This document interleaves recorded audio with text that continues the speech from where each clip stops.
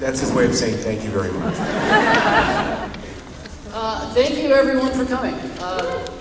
I usually expect for no one to show up, but usually gets to hear me bitching about how he should have gotten a smaller room.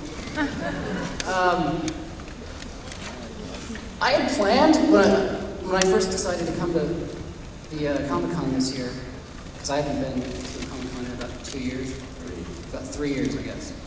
I wanted to, because when I found out that it was the 10th anniversary, he had to tell me. I was doing other things.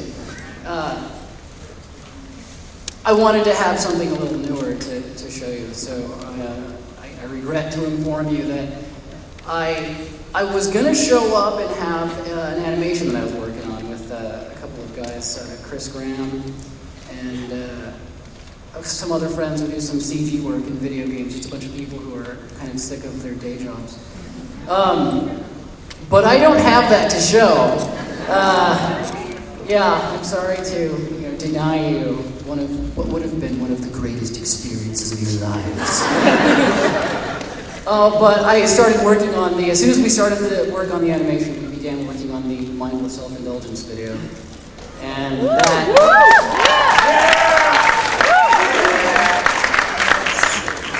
I hate that thing. Well, no, it was fun to work on, but it took forever. Only last week did we turn it in. So it's officially done. We got the word from the band saying, "Hey, nice job." So I've only been able to work on anything for about 10 or 8 days, and there's no way I was going to have anything decent for showing in 8 days. So, sorry. You get to hear me sit up here and bitch for an hour and a half about really boring things. They had, Slave Labor asked people on their live journal to send in questions so that we didn't have to, so we could sort of pick and choose from the good and the bad ones, so we didn't have to deal with a lot of the bad ones. People tend to...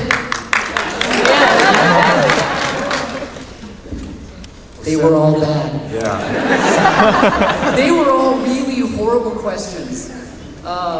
That might be fun to make fun of for an hour and a half, but they were some of the worst questions. The kind of things I was trying to avoid. Sorry. We tried. So we probably are going to have some kind of question and answer thing later on. But I went through all my email, which I actually do read, and found some good questions in there. So, the pressure's not all on you today. Dan wants to say something. No, I'm fine. Well, I just wanted to, in the spirit of kind of looking back over 10 years, give you an opportunity to be reflective or not, and kind of talk about Johnny and your work. Johnny actually started out as a high school comic strip, right? Yes. You're not going to do that to me all the time. That would be the next question. So, did you get any flack from anyone? Did they actually run that in the paper? Or? No, that was one of the weirdest things. It was kind of a different time back then when I was in high school. I was doing a comic in the school paper about a guy that would basically go on rampages in schools, murdering students. And there's no way. I mean, you would get that taken away from you even if you were doing it in the school paper these days, if you were just drawing it in class. You would get reported to the FBI. And people have, was that one kid that got, sent to the FBI for drawing violent, drawings in class. I got credit. I got credit for doing that. And so yeah, I've been doing it since high school. So how much of that, how long between doing that strip and doing the strips that appeared in Carpe Noctem, did you immediately go from one to the other, or? What do you mean? Well, did you go from doing those high school strips, did you immediately develop the longer form strip that the single page story? Oh, yeah, some of the stuff that I actually submitted to you was from high school. Oh, really? Yeah. Wow, that's news to me. Yeah. People always ask, how did I get published? And I just had stuff actually sitting around from high school, a couple of strips that I had done after high school, and just dropped them off in a little, yellow envelope. Black. Slave labor. Was it black? It was black. Okay. You remember you kept it? I don't remember these things. And I got published. That's... Well, what I find interesting about the story is that you discovered us from watching a late night show called Fishmaster. Does anyone remember Fishmasters? Two guys. It was like out of Salinas. They were like on after Saturday Night Live, and it was just local television. Guys that worked at the studio, or I don't know what they did, but they had a show about fishing in which they never caught fish. And it was really cheap. It was really low budget, and it was kind of like they would film it over weekends or something. And I loved it. It was so bad.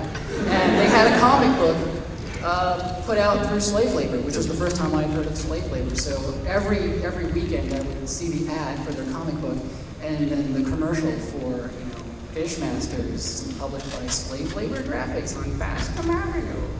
The guy had a funny voice. And I lived by Bascom Avenue and went and dropped stuff off at Dan's place. That's it. That's all it was. I didn't go through the whole asking people how to get into the business.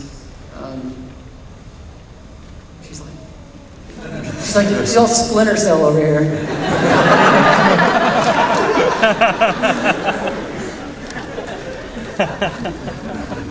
Well, it's funny because you mentioned that. It's that often people ask me how to break in.